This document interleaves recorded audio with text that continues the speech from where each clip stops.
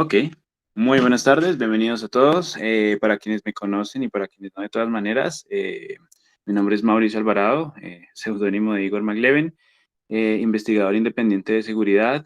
Eh, ya hemos estado trabajando varias charlas antiguamente de ingeniería inversa, de manejo de compilados y sobre todo del trabajo de seguridad.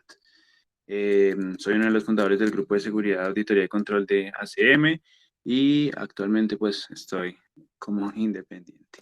Aún así pues hacemos parte todos del grupo ACM, que ya acá es donde arrancamos a hacer todo esto y es lo que nos tiene pues el día de hoy aquí. Vamos a hablar hoy sobre los ransomware, la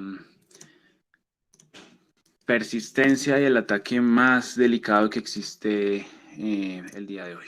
Es decir, en esta época es el malware más peligroso que existe en el mundo. Entonces, precisamente es lo que nos tiene acá. Al ser una situación tan delicada, pues vamos a intentar informarnos lo más posible para que nos preparemos y no sea fácil que nos ataque. Algunos podrían pensar, no, pues es que, qué sé yo, Anonymous, los hackers, los APTs y demás pueden venir a ser las, eh, los ataques más graves que existen. Y tiene realidad de alguna manera. Pero esa herramienta, ese toque, ese detalle que está generando más pérdidas económicas de datos, afectaciones empresariales y daños a nivel mundial, en este momento a junio del 2020 es el ransomware.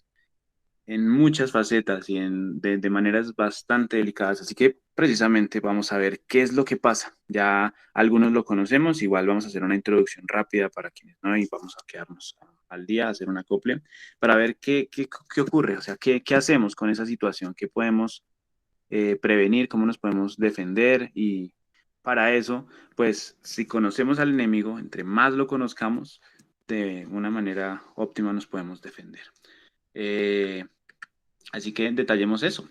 Primero que nada, el ransomware, ya algunos lo sabrán, otros no, es un malware que se encarga de generar daños en el equipo, cifrando documentos y pidiendo recompensas para recuperar esa información. Entonces un día estamos muy tranquilos, estamos navegando por allí, por internet, haciendo lo que quisiéramos y pues plop, literalmente, eso es un plop. Se tarda minutos u horas y cuando menos nos damos cuenta, tenemos un wallpaper de fondo que nos dice tu equipo ha sido cifrado. Para recuperar tus archivos tendrás que conectarte con la red Tor a una dirección en la dark web y pagar una recompensa para tener la clave de cifrado. Si no, pues pierdes tus archivos. Es una situación que está sucediendo muy seguido y uno queda, pues, si nos llega a ocurrir de manera personal, vamos a quedar sentados sin ganas de movernos, sin saber qué hacer. Y si ocurre en una empresa, pues todo el mundo va a quedar sentado sin ganas de saber qué hacer y con pérdidas jodidamente millonarias. Porque si nos cifran un servidor y no hay copias, y nos cifran las copias, pues ¿qué hacemos? Entonces es algo delicadísimo, que hay que ver por qué sucede, qué está pasando, por qué hay tanto auge hoy en día. Pues para eso tenemos que ponernos en contexto mundial, y es que al 2020 el ransomware ha atacado de manera diaria al menos a una o dos empresas o más en el mundo. Es decir, en este momento a alguien le están haciendo un ataque de ransomware en el que tiene que la empresa, el particular o la organización o lo que sea decidir si pierde esa información, teniendo ya sea backups en la nube o lo que sea, y no es tan grave, o si tiene que pagar sustanciosas sumas de dinero por recuperar su dinero, que es lo que ha venido ocurriendo con los años. Al comienzo, bueno, dijeron, necesito que me pague $300 por recuperar su dinero. Sus archivos, perdón, porque su dinero es el que se pierde. Comenzó a subir la cifra y en este instante estamos viendo situaciones en las que los rescates están llegando a millones de dólares. Entonces es una cosa gravísima.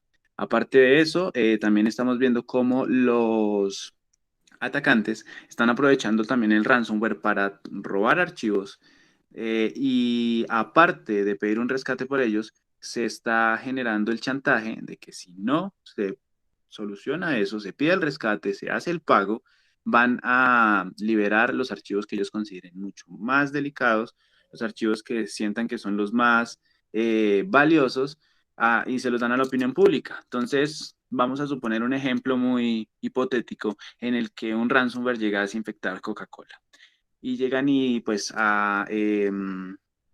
atacan la empresa, cifran todo y les piden un rescate. Coca-Cola dice, no, yo tengo copias de seguridad. Ellos dicen, está bien, no nos pague, nosotros vamos a liberar este archivo que encontramos por allí, dice fórmula secreta de la Coca-Cola. Entonces no nos pague, que nosotros no le vamos a cobrar. Vamos a liberar eso mañana y por atrevido ahora es el doble el costo. Entonces eso pone a las empresas en jaque, a los individuos igualmente en jaque y a todos nos tiene pues en una situación bastante delicada. Así que precisamente necesitamos ver cómo fue que llegamos a ese punto. Para eso, lo que les decía hace un momento, vamos a separar estos webinars en dos o tres partes, dependiendo qué tanto nos rinda, en donde primero, que es este en el que estamos, vamos a hacernos un contexto, vamos a ver cómo se llegó hasta ese punto. Vamos a revisar en este instante cómo están separadas las categorías de ransomware y a detallar a fondo cómo fue que comenzó a evolucionar todo este mundo. Ya en las siguientes vamos a hacer unos análisis particulares de amenazas directas, entonces de threats como, bueno, varios que ya han escuchado ustedes por allí, Petya, Sodinokibi y demás, y ver cómo se llegó hasta allá, porque es que eso no fue que un día amaneció un atacante o un grupo de atacantes y dijeron, vamos a crear esto, sino que fue una evolución constante y pues la idea es tener todo ese referente histórico, toda esa construcción de cómo carajos fue que llegamos a este punto para ver de qué manera nos podemos defender y también para prepararnos mentalmente para lo que se viene de aquí en adelante. Primera recomendación, cuiden sus archivos. Segunda recomendación, si en el futuro van a estar como administradores de alguna empresa, intenten tener prevención en lo más posible y pues ese tipo de prevención y demás es lo que vamos a comenzar a conocer poco a poco. También lo que les decía hace un rato, sucede mucho que nosotros hablamos de malware y de cositas en general y nunca se centra esa parte técnica en la que nos pongamos pues serios en ver cómo fue que sucedió. Nosotros decimos, no, es que el ransomware viene, nos cifra los archivos, nos jode, nos cobra y ya. Pero, ¿cómo lo hizo? ¿Qué pasó si yo tenía todo bien? Si tenía mi antivirus, si tenía mis cosas, ¿qué vulnerabilidad fue la que me atacó? ¿Cómo fue que entraron? ¿Qué pasó? ¿Cómo ocurrieron esas cosas? Entonces, en esta primera vamos a entrar en detalle a revisar esa situación. Vamos a ver cómo es que las cosas pasaron, cómo fue que se llegó hasta ese punto y pues de esa manera ya ver si nos podemos proteger de alguna manera o si definitivamente pues ya estamos llevados. Hoy en día, entonces, arranquemos con eso. Existen tres tipos de categorías de ransomware. Estas categorías están divididas por por los tipos de método de esparción de la infección. O sea, cómo se esparce ese ransomware y cómo infecta a los equipos. El más clásico de toda la vida, que es el que sigue existiendo y que pues va a estar por ahí, es más o menos manejable, es no tan grave entre comillas, es el CryptoWar. Es un ransomware de tipo CryptoWar, es pues estándar en sí mismo, es decir, él va a llegar y donde va a llegar va a cifrar, va a pedir su recompensa, pero lo que tiene en particular es que él intenta replicarse a sí mismo y va a buscar lograr el máximo de expansión y daño. Es decir, no hay un objetivo claro, sino que a donde llegue va a intentar cifrar todo, dañar todo, hacer el daño más grave posible y cobrar. Esa es la estrategia que se estaba manejando en los ransomware clásicos hasta eso del 2016-17. De ahí para adelante ya la cuestión se comenzó a tornar un poquito más oscura y comenzamos a conocer algo que se llaman los RAS, los ransomware como servicio, los ransomware as a service. Ya veremos más adelante un poco de qué es esa cuestión, pero de todas maneras vamos a resumir rápidamente y es que son herramientas o toolkits pues cositas que se están vendiendo en la dark web para la gente que no es experimentada en el tema. No necesitan tener meses o años de desarrollo y despliegue y construcción de algo para poder lanzar un ransomware, sino que ya existen preherramientas que les dicen, bueno, aquí tiene todo lo necesario para que usted arme un ransomware. Monte su sitio en la dark web, agréguelo en este campito, busque la manera en la que se va a lanzar, prepare su campaña, piense la campaña como quiera, puede ser inyección URL, puede ser phishing, puede ser spam, usted verá. Llegue con esto, haga lo siguiente, estas campañas pues tienen sus kits, más caros van a ser los que funcionan en Windows 8, en Windows 10, más económicos los de Windows 7, y la gente que puede, pues, que puede comprarse esas herramientas, lo puede hacer, puede comenzar a lanzar al mundo más ransomware, les puede cambiar ahí el nombre, puede cambiar las claves de cifrado y realmente no necesita un conocimiento bastante complejo, lo cual pues cuando comenzó a surgir esto generó una puerta a una cantidad nueva de amenazas bastante delicada. Entonces, cualquier script kiddly del día de mañana podía comenzar a lanzar ransomwares. ¿Qué necesitaba? Dinero y ya. Un par de conocimientos, seguir un manual y ale. Comienza pues.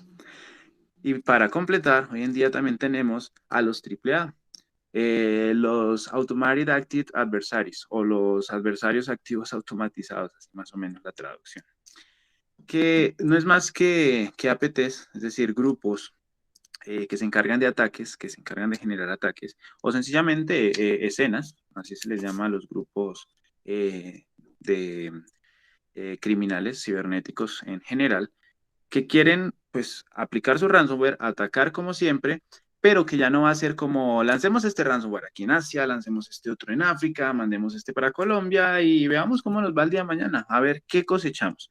Ya no se hacen tipo cosecha, sino que la cosa es un poco más centrada. Van a comenzar a analizar realmente estos adversarios activos automatizados se encargan de el análisis de sistemas con poca protección. Entonces están buscando por la red cualquier sistema que esté conectado a la red y que tenga poca protección. Entonces encuentran a Ferreterías Don Lucho S.A. Allí están ellos. eh, Detectaron que tiene poca protección y pues no se van como locos a lanzarle un ransomware inmediatamente, sino que se prepara un plan de acción cuidadoso, se hace toda la planificación, se prepara el ataque y se busca la forma de generar el mayor daño posible contra ellos. No es un ataque dirigido realmente, es una situación más de mala suerte, es una cosa pues esporádica, porque si por alguna razón el atacante encuentra que nuestro sistema está débil en la red, pues nos va a atacar. No lo va a hacer loquísimo así a la mansalva, sino que con una mente fría se va a preparar todo para hacer el ataque de más daño. Obviamente que también los ataques dirigidos funcionan igual que los adversarios activos. Pues la misma idea se va a planear. La diferencia es que los dirigidos no necesariamente tiene que estar el sistema con poca protección, sino que ya es una tarea encomendada. Necesitamos que ataquen a Coca-Cola como de lugar. Buscarán la manera, ya se tarden meses, años o lo que sea. Mientras que los adversarios activos están pendientes de todos estos sistemas que se puedan atacar. ¿Y qué logran? Pues lo que logran con todos los ransomware, conseguir dinero y mucho dinero realmente. Entonces en esto nos estamos moviendo. La cuestión se comenzó a agravar tanto al pasar los años que llegó un momento en que varios ataques, que ya los veremos, alcanzaremos a ver un par en este webinar y el resto en los próximos dos que van a ser parte de esta misma serie. La ventaja es que quien no pueda estar en este o en lo siguiente lo puede ver grabado cuando quiera. La cuestión fue tan drástica con varios ataques que han sucedido que llegó un punto en que las escenas, en que los atacantes tenían tanto dinero, decían, wow, mucho dinero, y ahora que llegó un momento en que pensaron de manera bastante empresarial, por llamarlo de alguna manera. Dijeron, tenemos un montón de dinero. ¿Qué hacemos con él? Sencillo, invertir en el negocio. Comenzaron a contratar personas muchísimo más capacitadas para mejorar ese ransomware, hacerlo más y muchísimo más robusto. Entonces, todo lo que está ocurriendo en la mayoría de escenas complejas de hoy en día es que el dinero que se recauda de estos ataques, como les decía hace un rato, ya existen varios que se están pasando como ataques de hace más o menos unos 15 días, un mes, en donde están pidiendo rescates de millones de dólares. Eh, con este dinero que recaudan, están invirtiendo en mejorar el ransomware para que el próximo ataque sea peor. Entonces crean un ransomware peor, ganan más dinero, vuelven, invierten, lo vuelven más robusto y así comenzamos a jugar con esta situación, lo cual se está comenzando a salir un poquito de control. tanto que Estados Unidos pues ya lo declaró una amenaza de seguridad nacional. Que es irónico, ya veremos por qué. Realmente fue uno de los desencadenantes de que todo esto comenzara a agravarse, el propio Estados Unidos. Entonces, con esto claro, ya podemos comenzar a hacernos una idea. Lo que les digo, en las próximas sesiones vamos a analizar ya directamente ataques pues, exactos, y la idea es que tengamos claro en la cabeza si hace parte de un CryptoWorm, si es parte de un RAS o si fue algo de un AAA. Entonces, esa es más o menos la idea. Sin embargo, todos estos tres tienen una particularidad y es que intentan trabajar algo similar. Entre sus cuestiones, características, sus similitudes, tenemos que lo primero que intentan todos estos software, pues lo intentan, no todos lo hacen, es lograr un código firmado criptográficamente. ¿Eso qué significa? Eso es lo que nosotros vemos cuando instalamos un programa. Acá pues estamos hablando netamente de Windows en esta presentación y es esta partecita que se ve aquí. Cuando nosotros descargamos un programa de internet puede ser o que tenga una firma de su autoría, de la empresa que lo construyó, esta pieza de código, o que sencillamente no, que diga autor desconocido. Y pues esto va a generar más alarmas para el sistema. Entonces, entre las cuestiones básicas que tienen estos software es que intentan conseguir un certificado de autenticidad para que esto precisamente salga bien con una empresa ficticia o algo que se pueden inventar. Este certificado de autenticidad puede ser comprado, puede ser robado, la verdad, pues es lo de menos, lo hacen. Aparte, comprarlo vale $50, el rescate más básico que se ve generalmente es de $500, así que pues perder no pierden. Eh, la cuestión acá interesante es que esto pues no se lo puede permitir cualquier script kiddly o algo por el estilo, porque pues aunque se puedan comprar, se puedan robar o lo que sea, las autoridades de supervisión de los certificados están haciendo chequeos y revisiones a las empresas que quieren comprar un certificado. Entonces digo, oh, bueno, acabo de crear mi empresa, voy a mandar mi software al mundo, necesito un certificado, tome los $50. Ahí se intentan hacer verificaciones de que la empresa exista con números de teléfono, con emails, con webs, demás. Y si pasa las pruebas, pues se le da el certificado.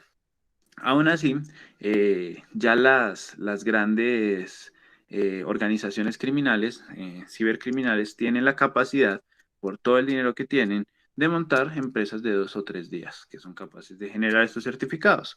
Los certificados se revocan rápidamente. Evidentemente, cuando una de las firmas de seguridad, ya sea Kaspersky, ya sea Malwarebits, ya sea ESET, ya sea Avast o lo que sea, dicen, hey, acá en este software tenemos virus, le envía la orden y la notificación a las autoridades de certificación para que se anule ese certificado. Aún así, pues si ustedes notan el proceso, cómo sucede, para que se anule el certificado, se tiene que haber detectado el virus y para haberlo detectado se tuvo que haber esparcido. Por tanto, el certificado se anula después de que un virus se esparce, lo cual pues es pues contraproducente a fin de cuentas. Eso lo hacen, no es obligatorio, pero lo van a ver muy seguido si llegan a encontrar un virus de este estilo.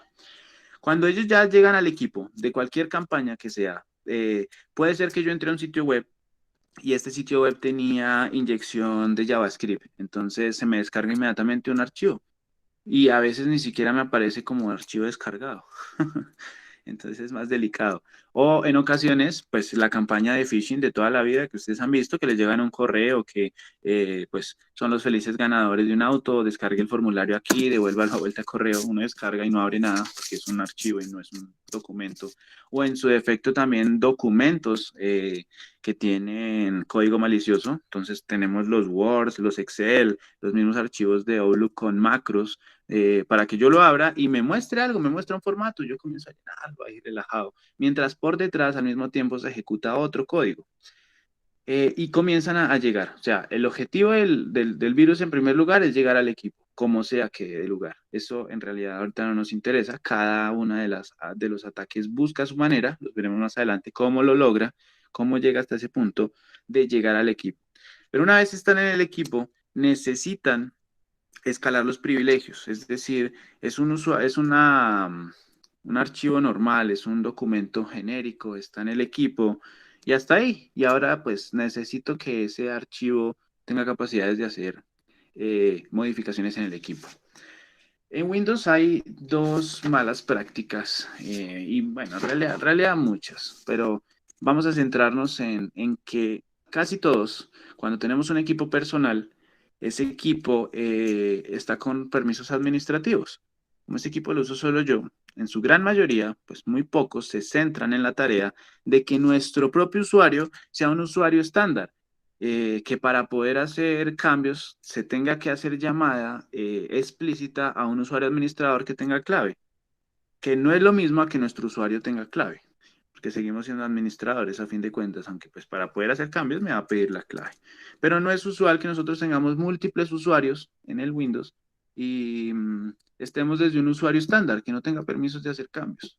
Al contrario, siempre somos administradores, casi nunca tenemos claves, entonces pues no hay problema. Y aparte de eso, pues como les dije hace unos segundos, que nosotros seamos un usuario que pida clave es únicamente para el acceso a nuestra información, más no para los cambios en el equipo. Es decir, yo tengo mi usuario así súper seguro y tengo una clave de 50 caracteres. Y eso va a ser para entrar a mi equipo. Cuando yo estoy dentro y quiero hacer la instalación de cualquier programa, no me pide esa clave, sino que solo me dice, ¿desea permitir los cambios? Y yo le digo sí o no, porque yo soy el administrador y ya entré. Diferente cuando estamos en un dominio o algo por el estilo donde explícitamente me va a pedir el usuario y la clave. Eso ya cambia la situación, se vuelve un poco más segura.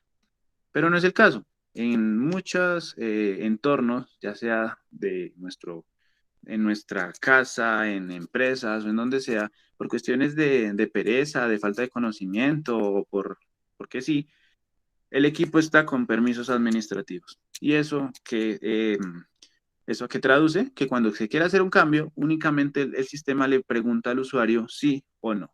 Se supone, el sistema supone, en ocasiones mal supuesto, que el usuario entiende qué está haciendo. Y no es el caso. Muchos usuarios son genéricos y no tienen nada que ver con sistemas. Así que, pues, ¿qué van a hacer? Lo que les dicta el sentido común. A veces les va a decir que opriman sí, a veces les va a decir que opriman no. Y si antes se les mandó un mensaje subliminal o algo, o un mensaje directo, así explícito en el documento Word que decía como, ve rellenando este formulario, si en tu equipo te llega a aparecer una pantalla, dale que sí para que puedas continuar rellenando el formulario, pues lo van a hacer. Entonces, eso es complejo y delicado porque de esa manera se le permiten escala de privilegios a un archivo que llega y no tuvo que hacer gran cosa, no tuvo que buscarse explotaciones, no tuvo que buscar hacer nada grave, sino que nosotros mismos le damos ese permiso. Aún así, no quiere decir que sean todos los casos, pues tenemos muchas situaciones en donde el propio programa lo hace y nosotros ni enterados, como es la supresión del UAC. El UAC son el control de cuentas de usuario de Windows y es precisamente ese cuadrito que nos sale que dice desea permitir cambios en el equipo, que puede pedir clave como puede que no. Entonces, hay ataques, hay virus, por llamarlo de alguna manera, malware y software malicioso que que es capaz de generar esa supresión del UAC de múltiples maneras. Es que resulta que en Windows existen aplicaciones que siempre están ejecutándose, aplicaciones del sistema, como por ejemplo la calculadora. Si ustedes entran al administrador de tareas, la calculadora está siempre activa. Pues cuando la necesites la abres y se muestra, pero pues ahí está. Hay otros momentos, por ejemplo, Cortana. Cortana también está activa todo el tiempo. Y cositas así. Y muchos otros software que hacen parte ya de la parte interna del sistema, como el ejecutador de librerías, el run DLL32, el administrador de procesos, que es el Tax Manager, también está activo todo el tiempo. La conexión con la red, el SV Host, también está activo todo el tiempo. Y son software que con algunos interactuamos y con otros no.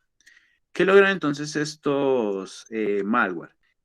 Buscar vulnerabilidades. Poco a poco se centran en buscar vulnerabilidades en alguno de esos. Entonces dicen, bueno, vamos a encontrar un error en alguno de estos programas para que nosotros podamos meternos al código de ese programa y ese programa sea el que nos invite a nosotros, el malware, a, a hacer algo. Entonces le decimos, no, pues yo soy el, el malware tal modifico ese archivo es del sistema y él mismo me llama, hey, señor malware, permítame, continúe conmigo. Se inyecta ese software dentro de uno de esos archivos, eso ya es lo que se llama inyección de código, y el archivo ejecuta como si fuese un zombie lo que nosotros le hayamos codeado al malware que quiera hacer. Entonces, para el sistema, por debajo, el que le está pidiendo las órdenes es una persona de confianza, pues por llamarlo de alguna manera, es un software de confianza que le dice, bueno, pues necesito que por favor desactive todos los antivirus. Y él dice, pues bueno, está bien, porque lo hace a una persona de confianza que tiene esa capacidad de hacerlo, que tiene permisos del sistema y se supera el WAC, el UAC. No, no es obligatoriamente que tengan que desactivar el antivirus, pero sí cositas como, por ejemplo, por favor, cópieme este archivo y póngalo por allí en una localización segura. Lo hace y no va a pedir nada. O lo más sencillo, por favor, coge este archivo y ejecútelo como administrador. ¿Quién lo pide? No, el SV host. Bueno, claro, sí, siga. Y ya está. Nunca lo pidió el propio malware y pues que logró que él se autoejecute como administrador. Y después de que esté ejecutándose como administrador, ahí sí puede hacer y es hacer muchas cosas lo que quiera hacer. Esa es una manera a lo que se le llama el escalado de privilegios. Otra opción muy interesante fue lo que fue el CV 2018-8453. Para los que no sepan, el CV es una catalogación de las vulnerabilidades que se van descubriendo año tras año, se van enumerando. Entonces, una vulnerabilidad que hace tal cosa se encuentra en tal año y se le pone tal número, pues va consecutivo. Todas estas llevan un nivel de gravedad y demás. Algunas les ponen apodos y cuestiones. Así que si quieren averiguar más del tema, chequen cómo fue esa vulnerabilidad, la CVE 2018-8453. En este caso, pues así haciendo a modo de resumen, no estaban buscando errores precisamente en la supervisión del UAC, que son todos estos programas que se tienen que comunicar con el kernel para pedirle permisos para hacer cambios. Entonces, el kernel se encarga precisamente de todo ese control. Estas aplicaciones le dicen, no, pues necesito entrar y no sé qué, y se charlan al kernel y el kernel les da permiso porque estas aplicaciones son confiables. En el caso del CV 2018, la cuestión fue diferente porque lo que sucedió fue que se generó una inyección de código directamente al kernel. En Windows sucedió. Entonces, ¿qué ocurría? Pues ya no tenían que pedirle permiso a nadie, sino que lo que había pasado era que el propio kernel ya estaba modificado para permitir esos cambios. Lo cual, pues a la larga da lo mismo y da muchísima más libertad porque, pues, no se tenía que buscar que una aplicación se charlara ahí al kernel, sino que ya el propio kernel estaba afectado. Y otra muy famosa que yo creo que ya han escuchado mucho es a Eternal Blue. Entonces, puede darse el caso que muchos de ustedes ya distingan cómo es que funciona Eternal Blue y muchos otros no. Entonces, para intentar hacer esto un poco más dinámico, pues quisiera saber un poco si la conoce. ¿Qué tanto conoce? Porque la idea es entender eso, qué es Eternal Blue, cómo funcionó y qué hizo, qué sirvió, qué onda. Entonces, si ya es algo de conocimiento muy general, lo podemos saltar y si no, pues vamos a entrar en detalle. Porque eso sí, lo que nosotros escuchamos siempre es, bueno, es que hizo daños, no sé qué, es un exploit, no sé qué más y demás, pero ¿cómo? ¿Cómo lo hace? ¿Cómo lo hizo? ¿De dónde salió? ¿De dónde apareció? Y demás. Algo un poquito más específico sería lo que quisiéramos sacar el día de hoy. Entonces, pues no sé, en el chat pongamos quién conoce Eternal Blue, un puntico, un yo o lo que sea, y quien no lo conoce, pues pone un no o no sé, y con eso coordinamos.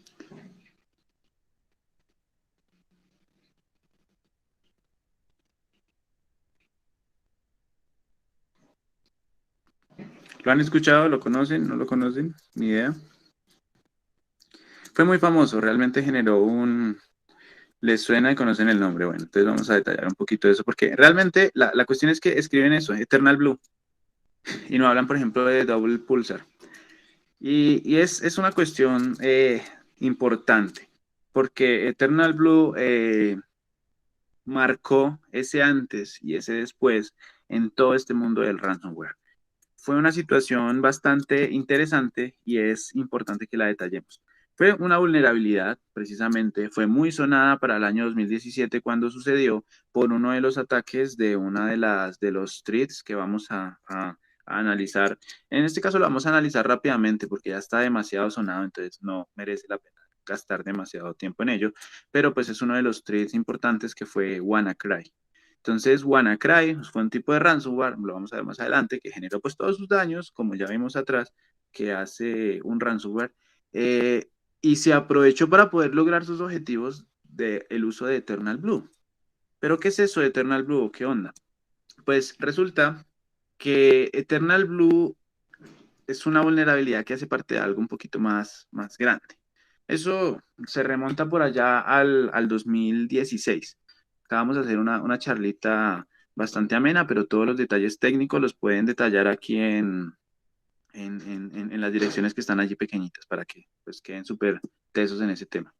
Aún así, sucedió que en el 2016 una escena de todo el mundo de la ciberseguridad, en este caso, pues unos atacantes llamados Shadow Brokers, aparecieron en Twitter de la nada. O sea, apareció una nueva escena llamada Shadow Brokers y pues se jactaba de ser bastante poderosos. Obviamente, pues para cuidarse estas escenas van cambiando sus nombres a menudo. De alguna manera dejan firmas para que se note cómo fue ese cambio de nombre, pero pues van haciendo metamorfosis. En el 2016, Shadow Brokers apareció en Twitter y mandó un pastebin. No sé si conocen qué es el pastebin. Esas hojitas eh, que encuentra uno con información por ahí. Se escribe pastebin. Esos pastebin son bastante interesantes porque se publican de manera anónima en su gran mayoría y contienen información muy certera. Ellos publican en Twitter un pastebin donde están subastando herramientas de hacking. Entonces dicen, no, estamos acá haciendo esta subasta, nosotros somos poderosos y le robamos al grupo Equation, otra escena, unas herramientas.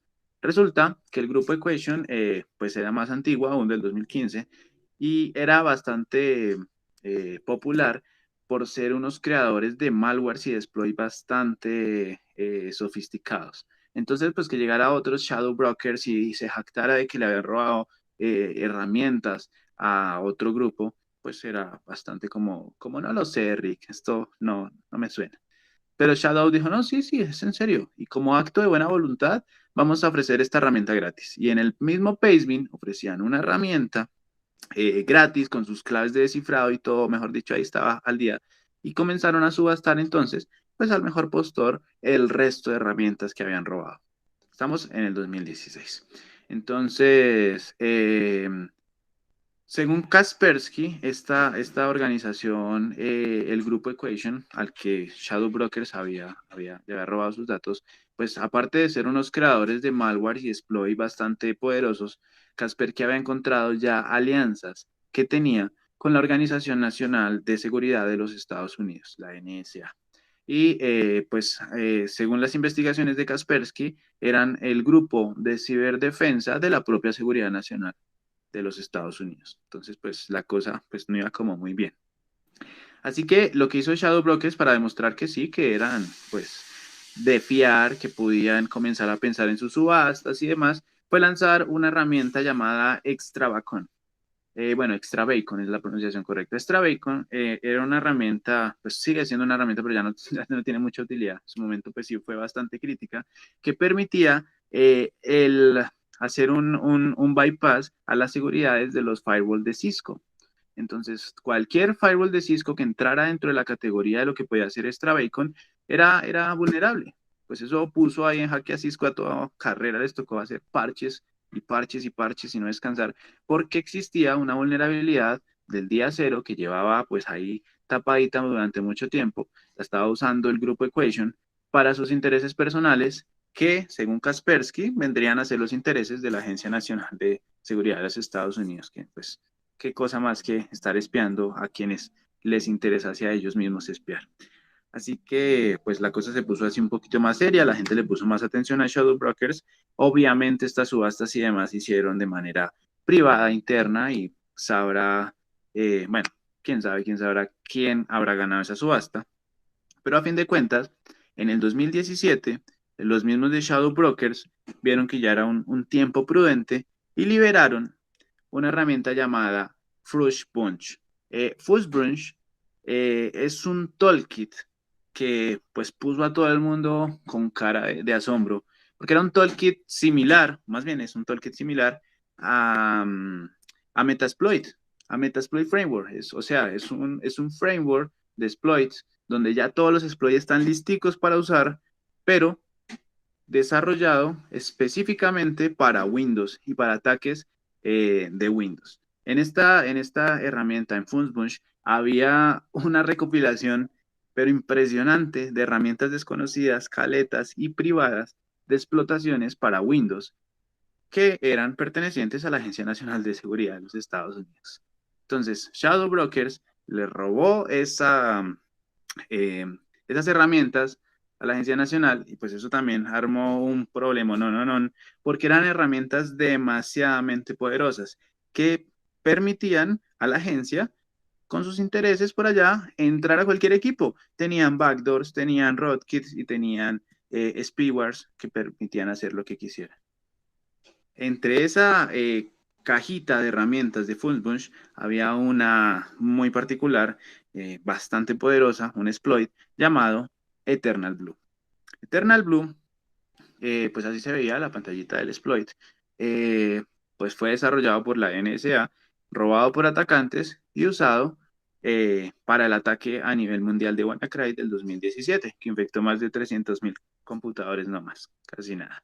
Entonces, entre algunos de esas personas que tuvieron acceso a Funzbunch en su momento, fueron los creadores de WannaCry, que lo aprovecharon, lo estudiaron, lo trabajaron y pudieron lanzar ese ataque cuando la gente no conocía la existencia de ese exploit del día cero llamado Eternal Blue, que pues no fue tampoco un exploit que se inventó la NSA de un día para otro.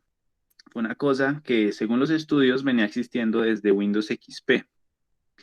Un trabajo de desarrollo de mucho dinero gastado por los contribuyentes estadounidenses para su propia seguridad, en donde pues comenzaron a construir un exploit cada vez más y más y más robusto y más robusto.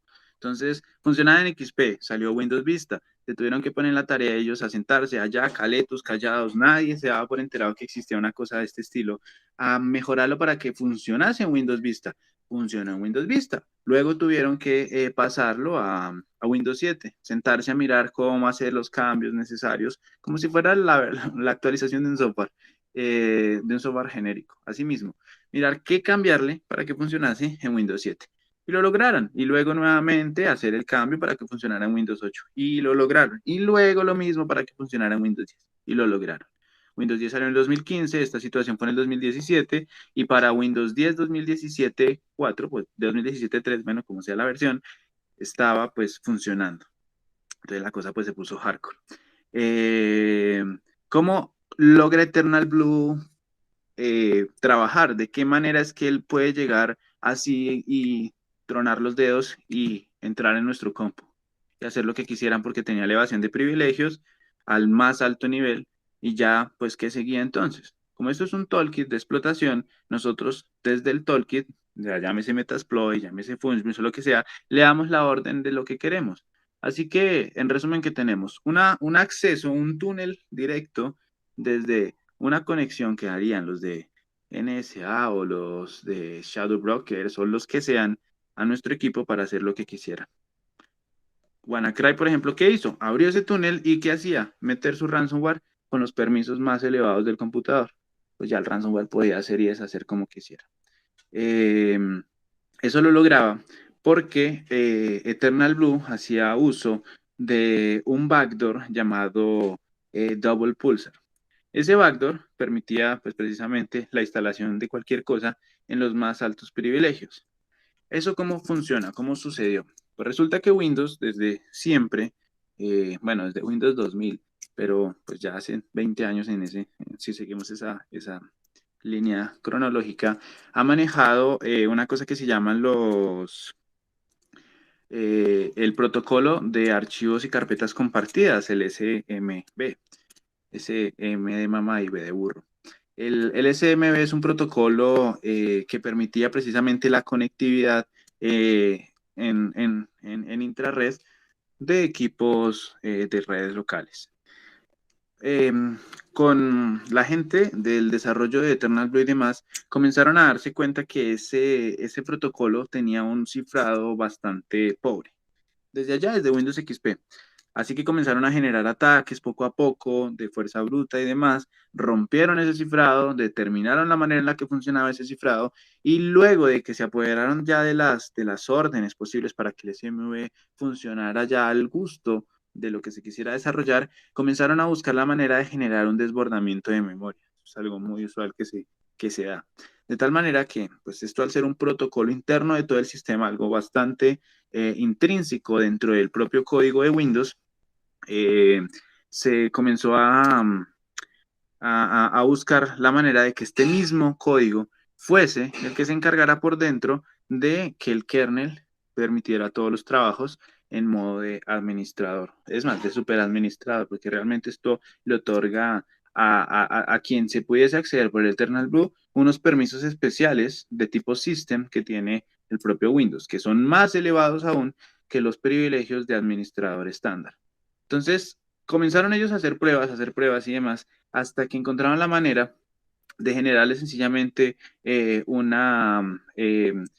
error de ejecución al kernel.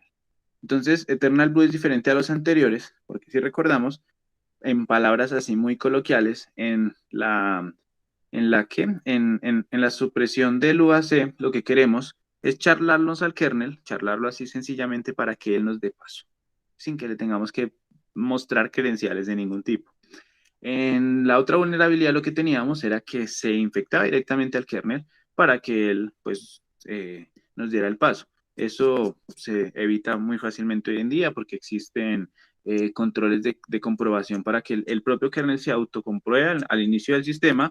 Entonces, con varios métodos, él cuando inicia tiene que confirmar que todos los componentes estén bien, estén correctos, no se haya modificado nada. Y si algo se modifica, pues se apaga, no funciona, ya está. Sin embargo, en Eternal Blue, usando ASMV, lo que hacían era enloquecer al kernel, confundirlo a tal punto en donde se le comenzaban a mandar inyecciones por el SMV de 6 o 7 veces al tiempo, o sea, habían 7 hilos que estaban haciendo ataques por un lado, por el otro y por el otro, de tal manera que el kernel se enloquecía y pasaban dos cosas. Si el proceso se hacía de manera equivocada, pues el kernel se rompía. ¿Y qué pasaba? Pantallazo azul de toda la vida, que ya deben conocer con carita triste. Por eso tiene este nombre de Eternal Blue, porque si se hacía mal, te botaba la pantalla azul, y así todo el tiempo. Pero si se hacía de una manera específica que encontraron ellos, en donde rompían y hacían desbordamiento por allí en una de las pilas de memoria. Esa pila se abría dando acceso a otra, entonces hacían desbordamiento especial de otra, y así poco a poco iban generando una cadena. Sucede algo muy particular, y es que el kernel quedaba tan enloquecido que no comprobaba ningún tipo de autenticación. Y al no comprobar nada, estaba dando paso por esa línea de cadena del desbordamiento de memoria que creó Eternal Blue a cualquier comando, pero con permisos de kernel, de system. Entonces, no era el kernel el que lo hacía, el kernel no se modificaba, al apagar el equipo de emprendedor el kernel estaba perfectísimo, no había ningún problema, pero se permitía el paso de superadministrador a cualquier cosa. Lo que yo quisiera, pues yo podría poner allá una foto de un gato en superadministrador. Y de esa manera, pues, es que funciona Eternal Blue. Entonces, en resumen, ¿qué hace? Tenemos un backdoor, que es el que hace el trabajo feo, con el payload y ataca el cifrado del protocolo SMB. Eso ya se organizó, ya se mejoró el SMB, les tocó a las malas. Eh, lo que les digo, pues la situación se salió de control al enterarse que Eternal Blue pues, fue una de las herramientas que llevaba más tiempo de desarrollo, con Windows XP, Windows 7, Windows 8, Windows 10, y funcionaba perfecto, o sea que la NSA pudo hacer y deshacer lo que quisiera en cualquier equipo, porque el computador no se enteraba, el kernel no sabía qué estaba pasando. Entonces, pues es una cuestión de privacidad bastante gravísima, que en este caso ya no se usó para privacidad, para espionaje, para robar datos, para hacerlo así como poquito a poco, desmenuzado y calladito para que nadie se entere, sino que cuando esto se volvió público, pues, ¿qué hicieron las escenas? Pues fácil, armaron desmadre como nunca. Entonces de ahí fue que arrancó pues el ataque mundial de WannaCry, que ya lo veremos más adelante, pero es muy conocido, realmente creo que ya eso lo hemos escuchado varios. Así es que funciona este exploit. Hay muchos otros exploits de muchos otros tipos, pero generalmente hacen eso. La memoria, en sus tablas de memoria, como propiamente dicha, pues así de modo burdo, tenemos es puros hexadecimales. Esos hexadecimales luego se tienen que traducir por el propio sistema y por la lectura del kernel y demás en alguna orden. Entonces, si de alguna manera esa memoria, pues el kernel la construye de una manera y espera que cuando vuelva esté de esa manera, se cambia, pues el kernel va a quedar mal. En palabras más sencillas, es como que yo me estoy preparando, voy a hacerme un pastel, un super bizcocho y demás, y para cocinarlo yo necesito ingredientes. Tengo que irme a la alacena, los preparo, los alisto en una mesa, los pongo toditos juntos, me doy vuelta por ir a buscar el resto y cuando me devuelvo no están esos ingredientes, sino está otra cosa. Es más o menos lo que sucede. Entonces, ¿qué ocurre con el kernel? Pues queda como, pero ¿qué pasó aquí? Si yo no tenía eso. Entonces, pues ese razonamiento nosotros sí lo podemos hacer, mientras que el kernel obviamente no se va a decir, pero yo no tenía eso, sino lo que va a decir es, bueno, ¿y qué hago con esto? Tiene que buscar alguna traducción para esas tablas de memoria y en ocasiones, pues puede suceder que no entienda qué hacer y se generen estos desbordamientos de memoria. Es una cuestión ya de programación muy a bajo nivel, pero es como muchas vulnerabilidades se encuentran. Cuando no se trabaja bien el garbage collector, cuando quedan por ahí cositas, cuando las cosas salen de control en la programación, suceden este tipo de cosas. Entonces, el Eternal Blue nos permite hacer eso y pues ya sea por alguno de los métodos anteriores, por supresión del UAC, por vulnerabilidades en las aplicaciones, por vulnerabilidades en el kernel, por vulnerabilidades en protocolos, sea como sea, el ransomware llega al equipo y se entabla en el equipo y ahí ya queda listo. Ahí dependiendo del tipo de amenaza que se trate, ya pues veremos más adelante qué amenazas son. Puede que necesite hacer post-explotación de algún tipo. Necesitará, por ejemplo, verificar los más recientes, verifican rápidamente todo el listado de archivos del equipo y buscan palabras claves, buscan archivos que digan contraseña, que digan súper secreto, que digan clave, que diga importante, que digan cosas por el estilo, los roban, es decir, los sacan del equipo, los envían a un servidor y ahí sí luego es que van a comenzar el ataque. Entonces, aunque el ransomware esté en el equipo, no necesariamente quiere decir que un segundo después, justamente inmediatamente tiene que atacar, sino que está ahí preparado y pues a medida que ha pasado el tiempo, estos ataques se han vuelto más sofisticados para que pues nuestros equipos estén más vulnerables. Entonces puede pasar eso, pueden sacarnos archivos importantes y ahí sí luego atacar. O pueden analizar toda la red para ver qué otros equipos hay y replicarse a los demás equipos. Así como entró a nuestro equipo, por ejemplo, como entraban con Eternal Blue, que eran con carpetas compartidas, pues es muy fácil tener un script en donde ya se conectó, ya es super administrador. Ahora, como es super administrador, pues nada, chasquea los dedos el software y tiene cualquier información que quiera. Entonces, chasquea los dedos y dice, necesito todo el listado de los equipos en la red. Se le da todo el listado con sus direcciones y todo el cuento. Se conecta a ese equipo. Si ese equipo es compatible con Eternal Blue, pues lo infecta, se replica y ya tenemos otro virus. Por eso, en este caso, con los de Eternal Blue y demás, al tener su propio transporte, es que se llaman unos ransomware de crypto worm, o sea, criptogusanos. Porque aparte que ya infectan como ransomware, se replican por la red y aprovechando esas propias vulnerabilidades. Hay otros ransomware que no son tan sofisticados, o que bueno, no fueron tan sofisticados, que usan Mimakits y que usan eh, otro tipo de accesos, como por ejemplo Blood Killer y Blood Hunter para encontrar todos los accesos a la red, usando también unas pequeñas vulnerabilidades, porque se supone que esos datos no son tan públicos para cualquiera. Entonces cualquier aplicación puede decir, hey, dame los accesos de los usuarios en la red. Eso es para los usuarios administrativos. Entonces existen mínimas vulnerabilidades chiquitas que van a permitir todo ese tipo de cosas. O a pura fuerza bruta. Lo que sí puede hacer un archivo es intentar comunicarse con alguna dirección específica. Entonces, ¿yo qué hago? Un ping a la IP1. No hay nada, IP2, no hay nada, IP3, no hay nada, IP4, y así con todas, hasta que encuentro algo. Y pues se va a tardar más tiempo, pero voy a llegar al mismo objetivo. encuentran todos esos equipos y dependiendo la programación del ransomware, pues puede que ataque al resto, puede que no, puede que haga cositas por el estilo. Porque sí se ha visto muy seguido que hoy en día, aunque un ransomware infecte un equipo terminal, o sea, un endpoint, un workstation donde trabaja alguien, un cliente final, un usuario final, se va a replicar buscando un servidor, buscando una NAS, buscando donde efectivamente está lo más hardcore. Porque bueno, puede que sí, infecte qué sé yo, bueno, a Pepito de publicidad y resulta que él tenía en la nube todo y pues no hubo mucho problema. Hay muchas empresas que tienen todo en la nube, como otras que no pueden tener esas cosas en la nube o que tienen una nube privada o algo por el estilo. Entonces, dependiendo el atacante, lo que puede buscar son claves para que por otro tipo de ataque se conecten a la nube. Y si consiguen las credenciales de la nube, pues así que RF, porque nos van a borrar todo. Lo van a hacer a mano, eso no es tampoco que el software pueda hacer eso, pero si consiguen credenciales, los atacantes no van a tardar mucho en conectarse de alguna manera a la nube y hacernos daños.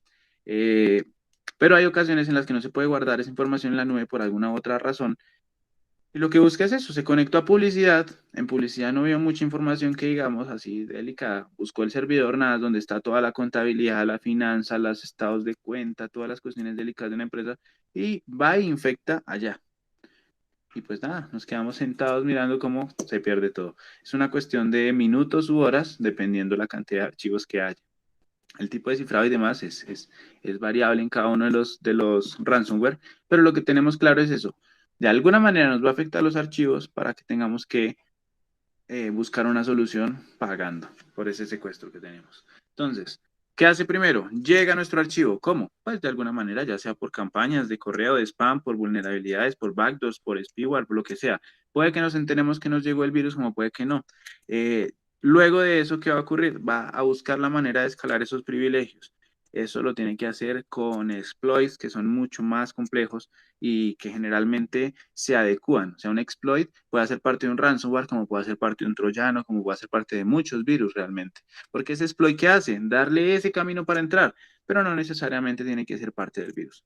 Ya hay escenas que se sientan a construir sus propias cosas, entonces pues tienen exploits para sus propios virus y demás que son muy privados y muy caletos. Y ocurre en ocasiones, y más bien más seguido de lo que se piensa, que una escena ataque otra escena para robarle todo ese conocimiento e información que ha conseguido. Entonces, pues si la GNSA se sentó a trabajar 6 u 8 años con los mejores profesionales, se sentó tanto en espiar otros computadores que no se dio cuenta que de alguna manera les espiaron los computadores a ellos, lo cual pues es irónico. Eh, Logran entrar, logran obtener elevación de privilegios, hacen su postexplotación y ahí es cuando comienza el juego, ahí es cuando se pone chida la cosa. Porque ¿qué hacen? Pues nada, lo que ya conocemos. Cifraron los archivos, cuando ya han terminado de cifrar los archivos nos botan el white paper de tu equipo ha sido secuestrado, tus archivos han sido secuestrados, vas a tener que entrar a la red Tor, vas a tener que entrar a pagar con bitcoins y si somos buena gente puede que te devolvamos algo. Y F. En ocasiones van a tener proxies de red, que es lo que les comentaba hace un rato, en donde se encargan de administrar ellos mismos toda la red para hacer de una vez ataques en red, o sencillamente nos anulan la red, no vamos a tener conectividad excepto con lo que ellos quieran, y también van a modificar el arranque. Hay ocasiones en las que se ha visto donde la cuestión de tener esos privilegios tan elevados de superadministrador permite la modificación de los drivers, de los controladores del equipo, y entre ellos se pueden modificar las particiones del disco con lo que es el MBR, el arranque maestro, y el BCEdit. Entonces, pues sucedió en algunos casos que veremos ya más gráfico y más directo, como el computador ni siquiera arrancaba, sino que en el momento en que iba a salir el logo de Windows, botaba un pantallazo con el texto, tu computador ha sido secuestrado. Pues que no arranque no permite siquiera que se conecte a la red o que se conecte a tener comunicación con los demás equipos, con antivirus, con los archivos, aunque ya no haya nada, o sea, queda completamente inutilizable hasta formatearlo.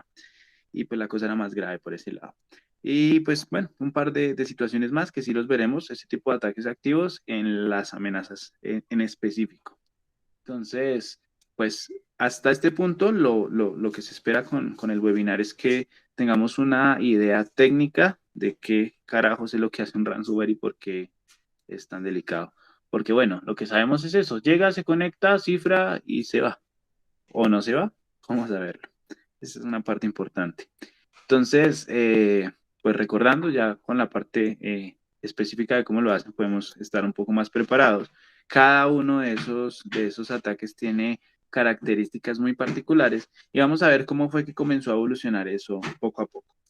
Entonces, antes de que se descubriera este toolkit con Eternal Blue y con otras herramientas, los ransomware lo que intentaban era acceder a accesos administrativos para cifrar y para conseguir algo. Pero eran ataques que casi nunca tenían éxito, porque conseguir este tipo de vulnerabilidades era bastante difícil.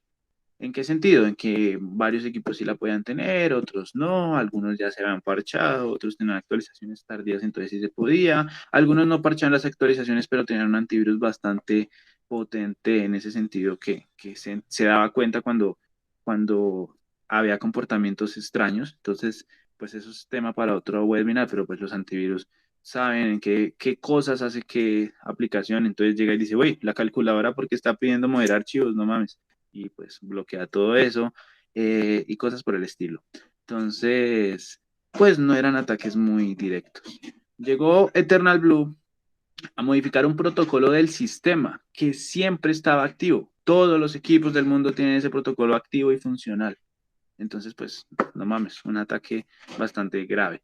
Lo que sí sucedió es que precisamente se mitigó por esos antivirus que estaban pendientes. Entonces, bueno, se metió, pero ya animó, ya entró, ya el antivirus comenzó a decir, hey, hey, hey, ¿qué está pasando? Porque esto se mueve mal, esto se quita, esto se pone y demás. Entonces, pues la cosa se mitigó un poco, pero no lo suficiente. Así que ese cambio de paradigma arrancó con WannaCry. Para los siguientes webinars vamos a analizar los siguientes ransomware. Entonces, si quieren, pueden checarlos por su cuenta o pueden vernos acá el próximo domingo a la misma hora por el mismo canal. Pero hoy sí vamos a terminar con WannaCry y con Matrix. Luego de eso, si el siguiente webinar nos da el tiempo, veremos todos, o si no, se separará para detallar qué fue Grandcraft, Samsung, Drama, Bitpimer, Ryuk, Locker Goga, Megacortex, Robin Hood y bueno, este ya han escuchado bastante, de pronto lo podemos saltar, que es Sodinokibi. Pero todos ellos son ransomwares que algo han hecho, algo han avanzado y han agravado, entre comillas, o mejorado para los atacantes, si lo queremos ver desde el otro lado, la situación. Entonces, cada uno ha puesto su granito de arena para completar esta evolución y ponernos en el panorama en el que estamos en este momento del 2020, en donde la cosa se ha puesto bastante grave. Así que, pues, WannaCry, que ya lo vimos hace un ratito, es un crypto worm. Pues para dejarlo más claro y más centrado, ellos se enfocaron en atacar equipos con Windows 7, porque el propio Eternal Blue que manejaban o que tenían en su momento funcionaba para Windows 7. Fue monohilo, o es monohilo realmente, y es que cifra un documento a la vez. Ah, bueno, me falta un espacio, pero no pasa nada. Cada que buscaba la manera de llegar, ya sabemos que usaba Eternal Blue. Entonces, ¿cómo nos enterábamos del virus? Realmente, pues, a la misma manera que funciona una pandemia realmente. Si se llegaba a infectar un equipo con el que nosotros teníamos comunicación, nos íbamos a infectar nosotros también. Llegaba el virus, infectaba el equipo, tomaba superadministrador y comenzaba a cifrar los documentos. Sin embargo, la manera en la que funciona es bastante interesante porque lo primero que hacía era leer todos los documentos, pues con documentos me refiero a literalmente todos los archivos de un sistema, todo lo que es imágenes, música, documentos, archivos de configuración, drivers, programas, .exe, .dll y absolutamente todo. Leía absolutamente todo y era capaz de eliminar los permisos de acceso del tipo DACL. Entonces, ustedes pueden investigar también qué es eso del DACL para que detallen un poco más qué fue lo que pasó. Y es que, aunque no es muy usual, sí existen los permisos por usuarios en Windows. Entonces, pues, ¿qué hacía WannaCry? No, pues borre todo. No existe permisos para nada. Todo es para todo el mundo. Esto se volvió comunista. Cuando ya estaba todo para todos WannaCry comenzaba a cifrar todos esos archivos. Comenzaba a cifrarlo uno tras otro. Y lo interesante es que la manera en la que lo hacía no era de cifrar y borrar, sino cifrar todo. Así que al final, ¿qué vamos a tener? Un disco duro lleno del doble de los archivos. Si tenemos 20 gigas, pues nos vamos a llenar de 30. ¿Qué? De 40, perdón. Pues el doble, literal. Cuando ya estaba completo ese cifrado, o se había llenado el disco, en cuyo caso, lo que hacía era detenerse y inyectar código malicioso en las aplicaciones del sistema para borrar esos archivos originales y también borrar todas las copias de seguridad que existiesen en el computador. O sea, tampoco era que fueran a dejar copias para que uno pudiera entrar a la recuperación y restablecerse a 2 días antes. No, borraban absolutamente todo, borraban originales después de haber hecho las copias y quedaba pues cifrado. Vamos a detallar un poco cómo pasaba esa situación. Pues pueden detallar los orígenes de toda esta información. Y es eso que les comento. Pues se hacía una modificación del control de acceso del DACL de cada uno de los orígenes de todos los documentos. Esto mismo se ocurría con todos. Entonces, ¿qué ocurría? Pues que quedaban todos los archivos en el grupo de Everyone. Entonces, pues, o sea, todos tenían acceso a todos. Eso se logra usando la utilidad del ICAX-exe. Luego de eso se creaba un archivo con .wncry al final. Se comenzaba a leer cada uno del documento original, se replicaba, se leían los primeros 8 bytes del documento original, se creaba entonces un archivo de extensión WNCRY-T, que era pues temporal únicamente, y se comenzaba a escribir en el WannaCry el archivo encriptado.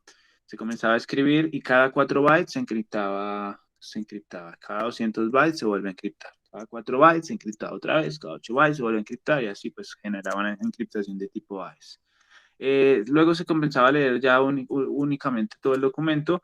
Cuando ya no quedaban bytes por leer, cuando ya estábamos en cero, pues se terminaba ahí sí de cerrar el documento y quedaba ya hecho el documento encriptado.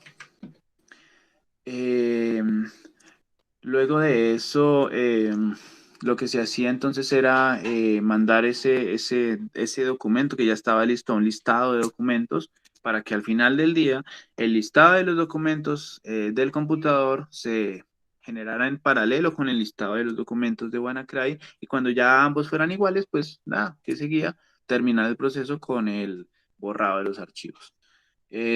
Todos los archivos originales se mandaban a la carpeta temporal. Se mandaban a la carpeta temporal, pues antes se les había puesto la extensión .wncry-t de archivo temporal, se mandaban allí, se cerraba por otro lado el archivo encriptado en el sitio donde estaba el archivo original, que ahora estaba en temporal, y con el taxdl, que es el administrador de tareas de Windows y demás, un archivo legal del sistema, un programa oficial, se encargaba de qué hacer, borra todo lo que esté en temporal que tenga la extensión .wannacry. O sea, el mismo sistema, el mismo Windows borraba los archivos originales. Y así repetía, pues, en cada equipo que infectaba. Así funciona WannaCry a modo técnico. Lo hacía y ya, ¿qué pasaba? Pues que teníamos un archivo encriptado por una clave que tenían los dueños de WannaCry, nada más. Esto tarda minutos, horas, dependiendo la cantidad de documentos que tengamos y dependiendo de la propia potencia del equipo. Entonces llegaban los momentos en los que se infectaban las PCs Master Race o los servidores súper rápidos y pues no había ni siquiera tiempo de reaccionar. Fue una situación bastante compleja, pero pues ya está un poco superada. Ya en el próximo webinar veremos qué acciones, después de haber visto todas las amenazas, veremos qué acciones fueron tomando los defensores de la seguridad precisamente para que estas situaciones no pasaran o para mitigar después de que pasaran, porque en ocasiones se puede mitigar. Tenemos otro que fue Matrix, que fue un tipo de ransomware que aparte ya de ser un ransomware como tal, generó tendencia al generar ataques directos hacia la red de la víctima usando otro protocolo de Windows que, demonios, que preciso, también estaba malo. El de acceso remoto de Windows, el RDP. Entonces él dijo, bueno, vamos a entrar es por el RDP, encontrando vulnerabilidades que le permitían hacer un bypass de autenticación y entrar sin pedirle usuario ni clave directamente al equipo. Entonces, ¿qué tiene de característica Matrix? Que pues también fue monohilo, es decir, lo mismo, si cifraba un documento a la vez. Sin embargo, en este caso sí se reemplazaban los documentos de manera directa, es decir, documento que coge, documento que cifra y documento que borra. Entonces, cogía, cifraba, borraba y así de manera cíclica hasta que se le acabara. El cifrado de Matrix fue bastante particular porque era un poquito más agresivo todavía que el anterior. Digamos que en el anterior, en WannaCry, para ir haciendo un poquito de spoiler en lo que veremos en las próximas sesiones, o en la próxima sesión, tampoco vamos a dejar un webinar tan largo. Yo creo que alcanzamos. En la próxima sesión veremos un poco, el spoiler es que, pues todos los archivos se habían cifrado. Así que lo que se prepararon fueron unos entornos pues preparados para que WannaCry los atacara, en donde tenían un archivo A, un archivo B, un archivo C, en donde todos eran bytes A, bytes B, bytes C, para ver de qué manera se modificaba ese archivo. Porque pues WannaCry llegaba, cogía, cifraba el archivo y dejaba el archivo cifrado. Entonces, pues a fuerza bruta habría que buscar la manera de ver qué cambios hacía WannaCry como para tener pistas de qué tipo de cifrado estaba usando y luego buscar de qué manera se pueda solucionar eso. Entonces, un ejemplo así muy básico de todo el tema de cifrado es el, el, el algoritmo de César. No sé si ya lo conocen, en donde pues es el que se usa muy comúnmente para comenzar todo eso.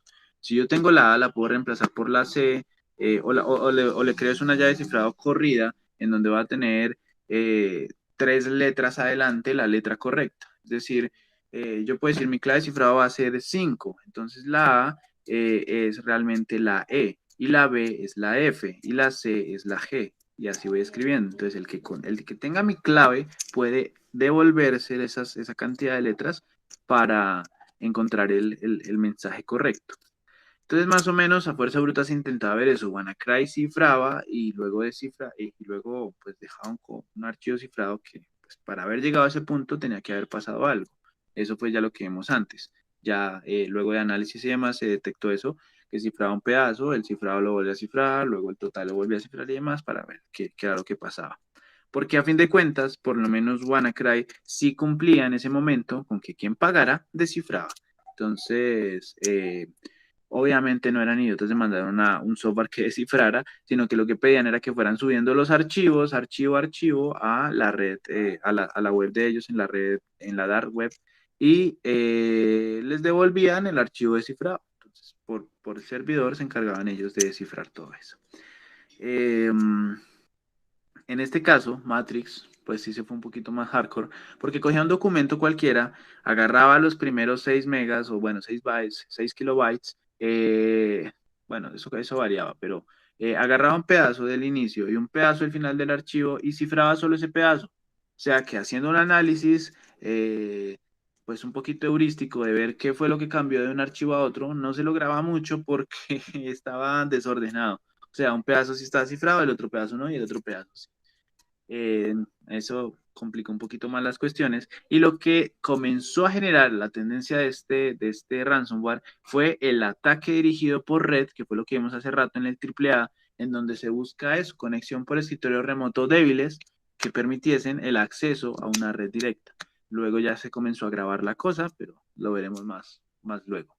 ¿Qué hacía al final? Pues lo mismo, inyectaba código en aplicaciones del sistema y borraba los archivos originales y borraba las copias de seguridad. Y todos, pues, perdíamos. F. La estructura de cómo lo hacía, pues, es de esta manera.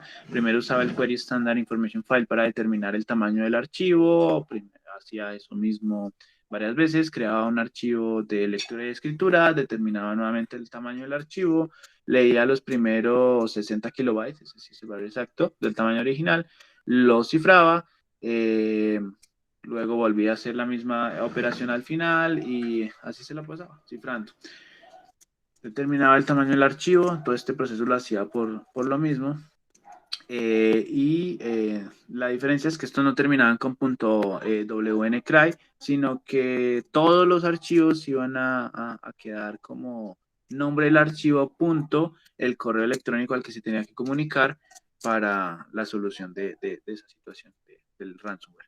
Lo que sí tienen en particular casi todos es que, pues, ¿qué ocurre al final? El wallpaper con el fondo de negro, de color rojo, de color azul o del que fuera, con textico que les decía, tu computador ha sido secuestrado, tus archivos han sido secuestrados y tendrás que pagar la recompensa. Esa recompensa la puedes coger cualquiera. Y veremos más adelante que, pues, con este RAS, este ransomware como servicio, comenzó a darle la posibilidad a la gente de lanzar cifras, porque sí, decir, no, pues $800, no, $1,500, no, $10,000, no, $50,000, $100,000, $500,000 y llegar al punto de pedir millones de dólares, lo cual está bastante hardcore. Entonces, esto es Matrix para que lo conozcan, esto es WannaCry y en la próxima sesión veremos qué es el resto, GrandCap y demás, teniendo en cuenta que ya conocemos cómo es más o menos la estructura en la que funcionan los ransomware, una idea clara, y pues notar cómo es que inteligentemente comienzan a hacerle cambios, detallitos, cositas que pues hacen parte todos del ransomware, efectivamente, porque todos infectan los equipos, secuestran y cifran los archivos y nos piden recompensas, pero cada uno tiene una manera bien particular de demostrar que puede hacerlo, de una manera bastante pues interesante, que ya lo dejaremos entonces para el próximo domingo a las 2 de la tarde. Entonces, ojalá les haya gustado. Esto es una investigación que se ha hecho con referencias y demás, así que pueden checarlo en MalwareBits, en McAfee, en Cyber, en Dato, en Sophos y demás, donde pueden tomar mucha información. Pues hay muchas estadísticas, es muy bacano. Dices, pues el 60% en tal año pasó tal cosa, el 80% en tal cosa y demás. Acá pues no necesitamos tanta estadística, sino un poquito más de qué fue lo que pasó. Sin más, pues ojalá les haya agradado un montón y muchas gracias. Ojalá les guste y eso es todo.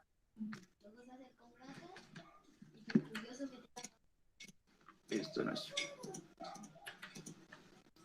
Wow. Bloqueé el equipo por tener 2 meets al tiempo. Bueno, ¿qué les pareció? ¿Qué opinan? Los escucho. Ya, ahora que. Ok, ya aún así se puede. Listo.